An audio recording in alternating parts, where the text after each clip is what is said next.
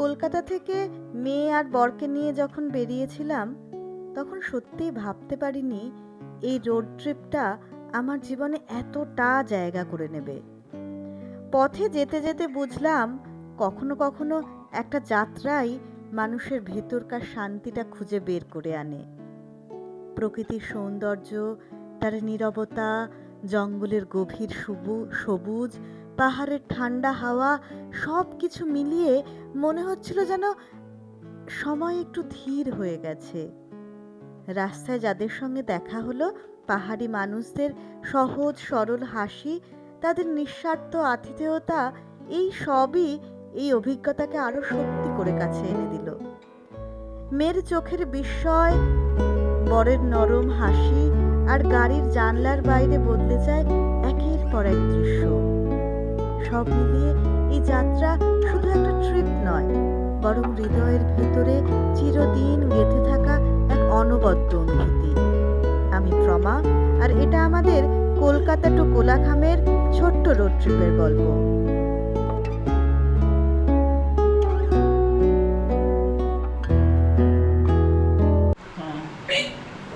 Hello বন্ধুরা, আর আমরা এখন 11:15 বাজে।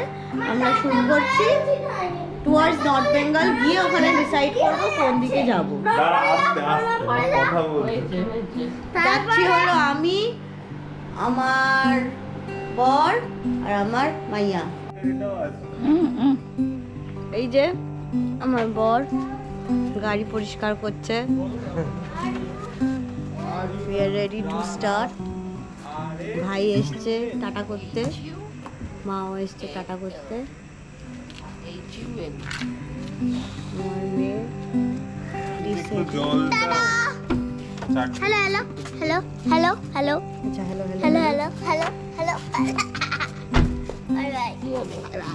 বেরিয়ে পড়েছে। এখান থেকে শিলিগুড়ি দেখাচ্ছে কত মিনিট দেখাচ্ছে দেখতে হবে। 11 ঘন্টা 58 মিনিট। 11 ঘন্টা 58 মিনিট দেখাচ্ছে। এই ফুল ট্যাঙ্কি মানে অটো কাট করে নিলাম, বাকি অনেকটা তেল ছিল। এখন 1:19 বাজে। আমরা এটা কোথায় এসেছি? আমরা এখন বড়জাগুলি দিয়ে 12 নম্বর ন্যাশনাল হাইওয়েতে উঠছি। 12 নম্বর ন্যাশনাল হাইওয়েতে এই কল্যাণী এক্সপ্রেসওয়ে কভার করে এসেছি। হ্যাঁ, এই আমরা 12 নম্বরে পড়লাম। ন্যাশনাল হাইওয়ে 12, যেটা আগে 34 নম্বর ছিল, এখন ওটা 12 নম্বর হয়ে গেছে। তো আমরা এইটা দিয়ে এখন কল্যাণীর পর চাকদা, রানাঘাট, কৃষ্ণগড়ের পর পলাশির পর বেথুয়া, না পলাশির পর বেলডাঙ্গা অ্যান্ড দেন বহরমপুর অবধি আমরা এই রাস্তা দিয়ে টানা যাব। ইচ্ছা আছে বহরমপুর বাইপাস ধাবাতে দাঁড়িয়ে একটু রাতের ডিনার বা কিছু অল্প যদি কিছু খাই, খেয়ে তারপর আবার এগিয়ে যাবো। ঠিক আছে? ঠিক আছে, চলো। তো অনেকটা রাস্তায় আমরা চলে এসেছি। আমরা এখন বহরমপুর বাইপাসের উপর দিয়ে যাচ্ছিলাম। অ্যাকচুয়ালি রাতের বেলা গাড়ি চালাতে খুব ভালো লাগে, একটা শান্তি লাগে। আর হাই রোডের ওপর দিয়ে তখন খুব বেশি মানে জ্যাম বা যানজট এইসবগুলো থাকে না। নিজের মতো করে অল্প অল্প গান শুনতে বেশ যেতে বেশ ভালো লাগে। এটা আমার মানে নর্থ বেঙ্গল যাওয়ার 3rd টাইম গাড়িতে। এর আগে 2বার গিয়েছিলাম, কিন্তু ফ্যামিলিকে নিয়ে প্রথম। এই যে টোল প্লাজাটা দেখছেন, এটা বহরমপুরের প্রথম টোল প্লাজা। আমরা এরকম প্রায় 7টা টোল প্লাজা পাবো শিলিগুড়ি যাওয়া অবধি। আর আমরা যাচ্ছিলাম পূর্ণিমার একটা রাতে, তো চাঁদটা অপূর্ব লাগছিল। একবার দেখুন আমি চাইবো মানে সবাই এটা দেখে একটু, মানে আমিও যেরকম অনেকের ভিডিও দেখে আমার নিজের ইচ্ছা করেছিল যে নর্থ বেঙ্গলে নিজে নিজে চালিয়ে যাই, গিয়ে সেখানে এক্সপ্লোর করে সেখানে কোথায় যাব এখনো আমরা ঠিক জানি না। ডেফিনেটলি তোমরা আহ, মানে থাম্বনেল বা এতে দেখতে পেয়ে গেছো আমরা কোথায় যাচ্ছি, বাট স্টিল এই মুহূর্তে আমি কিন্তু জানি না আমরা কোথায় যাব। এটা একটা খুব ভালো ব্যাপার। আমরা চলে আসছি ফারাক্কার একদম কাছাকাছি, আর 10 মিনিটের মধ্যে ফারাক্কা ঢুকবো। বাইরে খুব ঠান্ডা, আমরা ভেতরে এই গাড়ির ভেতরে হালকা করে এসি চালিয়ে রেখেছি যে আমরা খুব একটা কুয়াশা পাইনি। অন্যবার অনেক বেশি কুয়াশা থাকে, কষ্ট হয়ে যেতে, অত কুয়াশা পাইনি, অত টানাই চালাচ্ছে। Experience is good.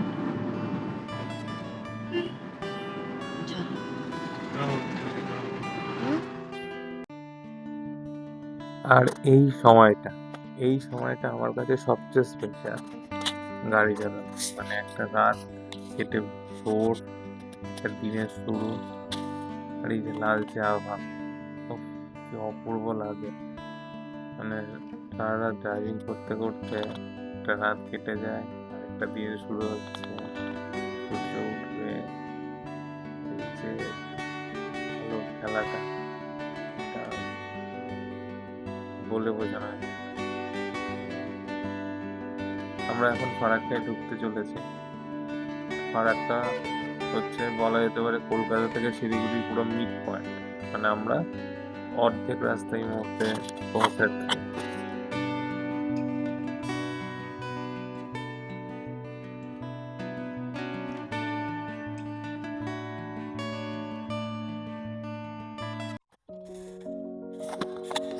এখন সকাল 8টা বাজে, আর সারা রাত আমরা কুয়াশা পাইনি, কিন্তু সকাল 8টার সময় দেখি যে একদম মানে চারিদিক, এটা মানে ইসলামপুরের কাছ দিয়ে যাচ্ছি, ইসলামপুর বাইপাসের ওই ওই সাইডটাতে। অদ্ভুত এক ব্যাপার, মানে আমি মোটামুটি 20 মিটার আগের কি আছে কিচ্ছু দেখতে পাচ্ছি না। মানে পুরো কুয়াশা একদম আমার রাস্তা পুরো ঢেকে রেখেছে, গাড়ি খুব জোরে চালাতে পারছি না। ভালো লাগছিল দেখতে, কিন্তু এই রকম সময় গাড়ি চালানোটা একটু রিস্ক। কিন্তু যেহেতু দিনের আলো ফুটে গেছে, তার জন্য অতটা অসুবিধা হয়নি। আমরা ওই 30-40-এর স্পিডে আস্তে আস্তে করে গাড়ি চালিয়ে বেরিয়ে গেছি। তো যাই হোক, যেটা বলার জন্য আমি বলতে শুরু করলাম এখন, যে এখনই আমরা ডিসিশন নিলাম কোথায় যাব। মানে কোলাখাম যাওয়ার কথাটা এখন হলো। মানে পেছনে আমার ওয়াইফ বসে আছে প্রমা, ও বললো যে তাহলে কোলাখাম যাওয়া যেতে পারে।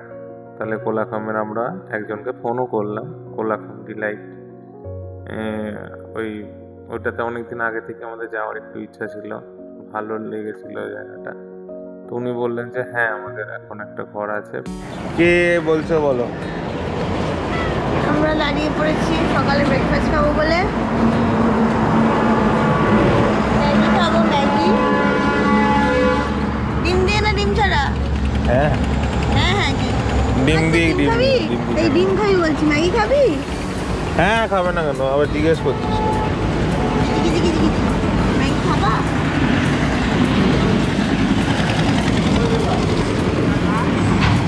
কিষানগঞ্জে আমরা দাঁড়ালাম, কিষানগঞ্জে দাঁড়িয়ে এখন আমরা ম্যাগি খাবো, একটু চা খাবো।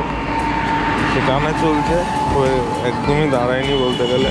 একবার সে বহরমপুরের কাছে একটু, হ্যাঁ বলে দাও 3টে ম্যাগি। বহরমপুরের কাছে একটু ওই রুটি আর তরকা খেয়েছিলাম সে রাতের বেলা, তখন রাতের ঠিক না, 4টের সময় খেয়েছিলাম। আর এখন এরকম। ঠিক আছে, চলো। ছড়িয়ে দে। কেমন খাচ্ছ? খেয়েছিস এখন একটু? তাহলে ভালো খাচ্ছিস কি করে হলো? এই যে আমাদের ম্যাগি হয়ে গেছে, ওখানে ডিম সিদ্ধ আসছে, আমি একটু ডিম সিদ্ধ খাবো। ম্যাগিটা খুব ভালো করে বানিয়ে দিয়েছে, ডিম ম্যাগি 25 টাকা করে।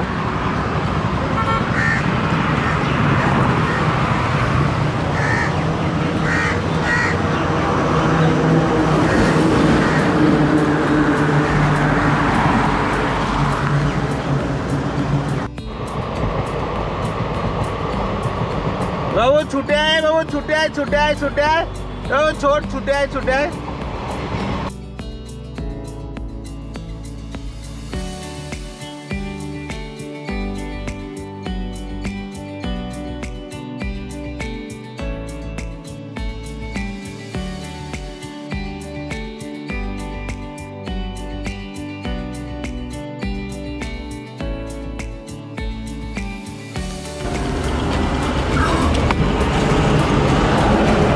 देखिए तो धान হ্যাঁ, ধান গাছ দেখালাম। এবার আমরা বেরালাম সোজা শিলিগুড়ি হয়ে, দেন গরুবাথান হয়ে একদম কোলাখামের উদ্দেশ্যে। কারণ এখন বাজে 10:42 সকালবেলা। তো আমরা আর দেরি না করে একদম সোজা পাহাড়ের দিকে চললাম।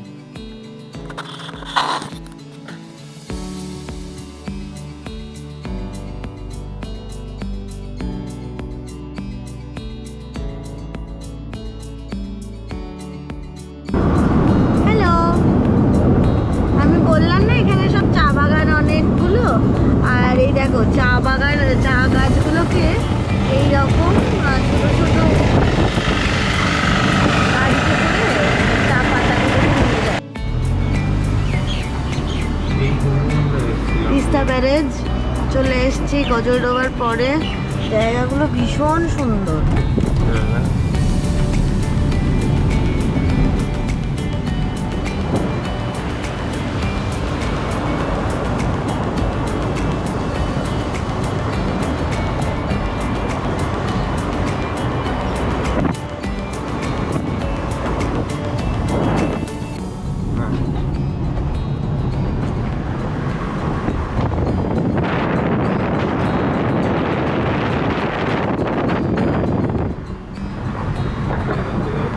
ব্যারেজ,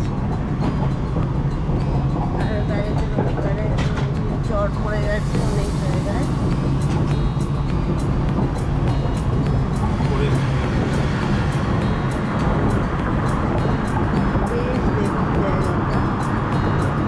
দেখো চা বাগানে কি সুন্দর জল দিচ্ছে। আমরা একটা খুব সুন্দর রাস্তা দিয়ে যাচ্ছি এখন। গরুবাথান আমরা ক্রস করে গেছি, গরুবাথান আমরা যাচ্ছি। আমরা ওদলাবাড়ি ক্রস করছি, গজলডোবা ক্রস করে ওদলা মালবাজারকে এখন সাইডে রেখে দিলাম।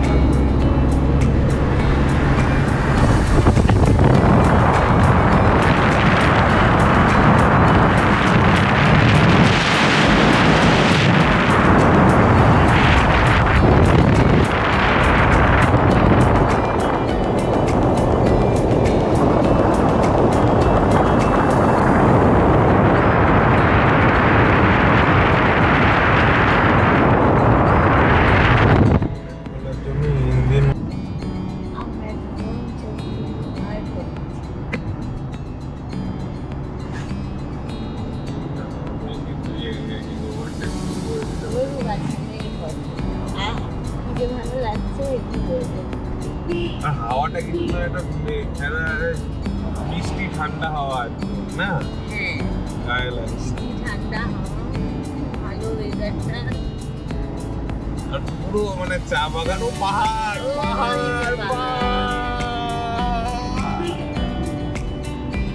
কখন থেকে দেখবো দেখবো দেখবো ভাবছি ভাবছি ভাবছি, ও পুরো ডেন্স ফরেস্টের মধ্যে উঠবো। Thank you, thank you, thank you.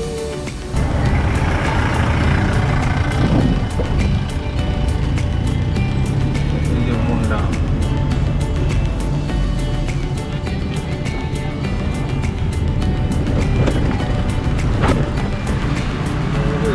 Gorubathan রাস্তা কিন্তু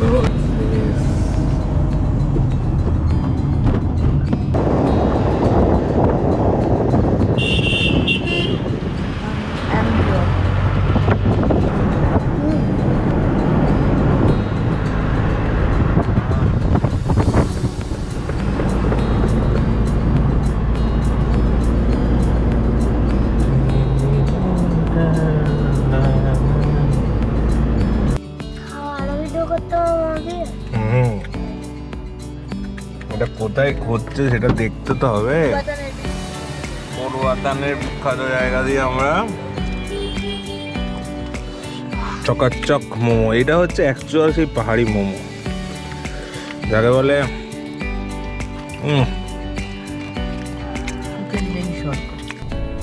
হ্যাঁ, তো বুড়বাতান থেকে মোমো খাওয়ার পর আর আমরা খুব বেশি ভিডিও করে নিই, কারণ আমাদের প্রায় 3:30-র উপরে বেজে গেছিলো। আমরা কলকাতা থেকে 12টার সময় বেরিয়েছিলাম আর টানা ড্রাইভ করে আসছি। তো আমরা একদম সোজা কোলাখামে গেছিলাম ন্যারোভ্যালি ফরেস্টের ভিতর দিয়ে। আমাদের ঢুকতে ঢুকতে প্রায় 5:30 মতো বেজেছিল। তো সন্ধ্যার সময় কোলাখামটা আর একটু তুলেছিলাম ওই সময়তে, তো ওইটা একটু আপনাদের দেখাচ্ছি।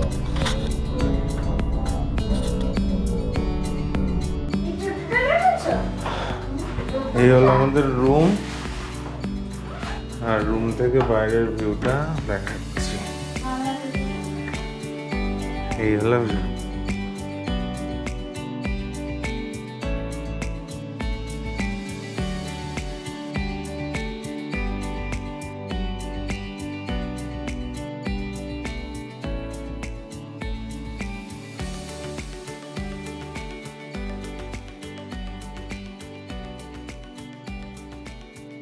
Good morning.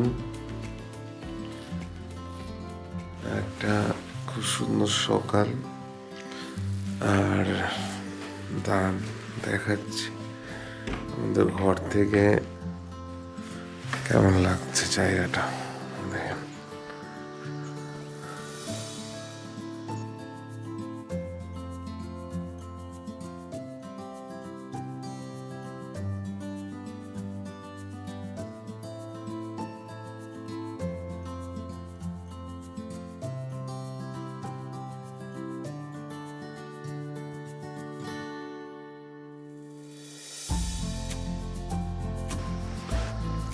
তো বুঝতে পারছেন কি জায়গাতে আছি,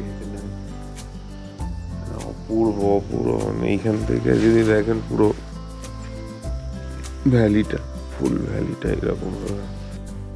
এই যে আমার মেয়ে উঠে পড়েছে, তাড়াতাড়ি আয়, কাঞ্চনজঙ্ঘাটা দেখা যাচ্ছে তোর জন্য। কেন আলে আমাদের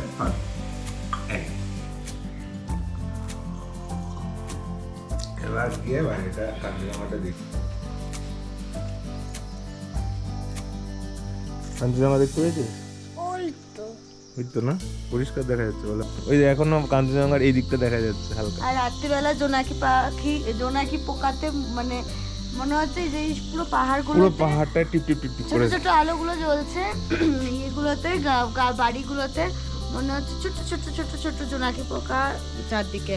আর সারাক্ষণ মানে এখনো মানে ঝিঝি পোকা, নানান রকম পাখির আওয়াজ শুনতে পাচ্ছ কিনা জানি না, শোনো। আচ্ছা চলো। আজকের আইটেনারিটা বলে দিই, মানে আজকে কোথায় কোথায় যাওয়া হবে। তো আমরা কালকে যেরকম আপনারা দেখলেন সন্ধ্যার দিকে আমরা কোলাখামে ঢুকলাম। সন্ধ্যাবেলার আবহাওয়া তো অসম্ভব সুন্দর ছিল। এখন আমরা একটু ব্রেকফাস্ট করে নিলাম। ব্রেকফাস্ট করে এবার আমরা যাব ছাঙ্গিফলের উদ্দেশ্যে। জঙ্গল, জঙ্গলি ব্যাপার আছে, আওয়াজ শোনা যাচ্ছে ঝিঝি পোকার, খুব ভালো লাগছে। ঠান্ডা একটা হাওয়া দিচ্ছে, কত পাখি জানো এখানে।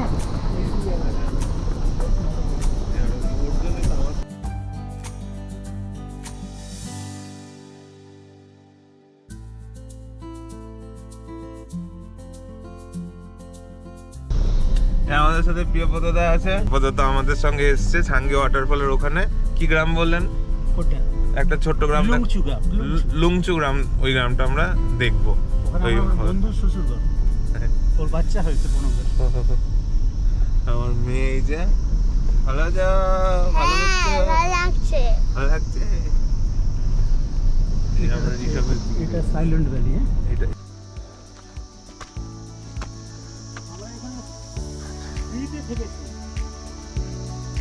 প্রিয়ব্রতদা বললো চলো তোমাদের একটা ফ্রি ক্যাম্পেন জায়গায় দেখাই, সেখানে তোমরা ফ্রিতে থাকতে পারবে। তাই আমরা আবার গাড়ি দাঁড় করিয়ে হালকা একটু ট্রেক করে গেলাম সেই জায়গাটা দেখার জন্য। বিস্তর জায়গা, একটা স্কুলের অ্যাকচুয়ালি প্লে গ্রাউন্ড, সেখানে ক্যাম্পেন করে থাকলে কোনো অসুবিধা নেই। আর এটা আমাদের উঠি পাওনা আই লাভ কোলাঘাম, যেতে যেতে পেলাম, সুন্দর লাগলো বেশ।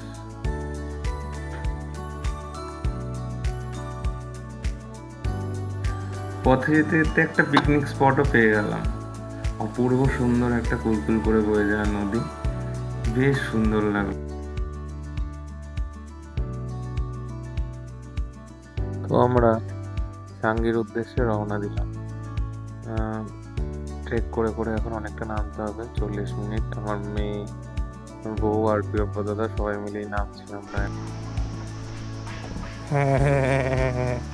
এটা তো একটু বেশি জার্নি লাগছে না, লাইটে ওঠার সময় লাগে বাবু, এখন নিয়ে এত চল। সুন্দর লাগছে, এক একটা বাঁক করছি আর পুরো দিকের পুরো চেহারা চেঞ্জ হয়ে যাচ্ছে, চারিদিকে সিনারি সবুজ, তো মানে অপূর্ব সুন্দর লাগছিল।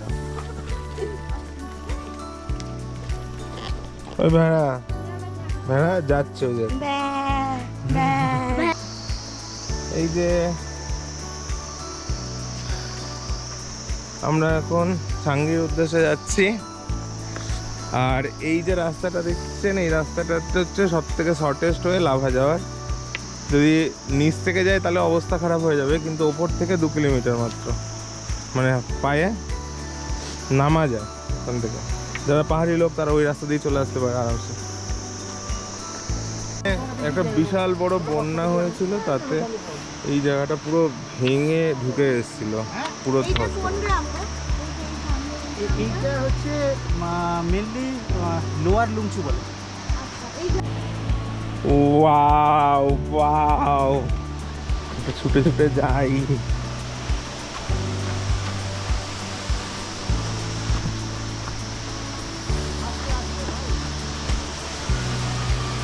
আমার গোপনের ব্যাটারি শেষ হওয়ার জন্য আমি প্রায় বেঁচে ছুটতে গিয়েছি সাঙ্গি ওয়াটারফলসের জন্য, যে অন্ততপক্ষে যেন একবার আসে, যাতে আপনারা আর আমরা যেন আরেকবার ভালো করে যেন দেখতে পাই।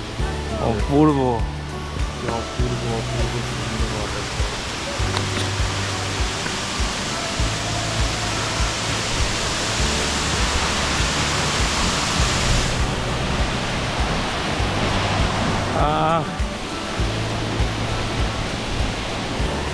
ওই যে আমার মেয়ে নামছে।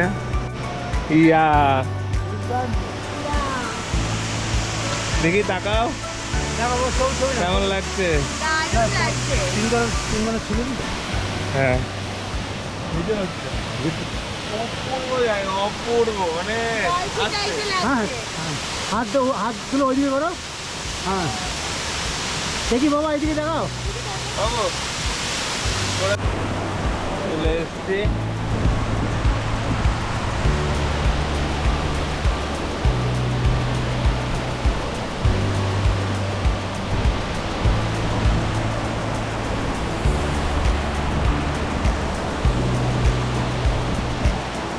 আসছেন?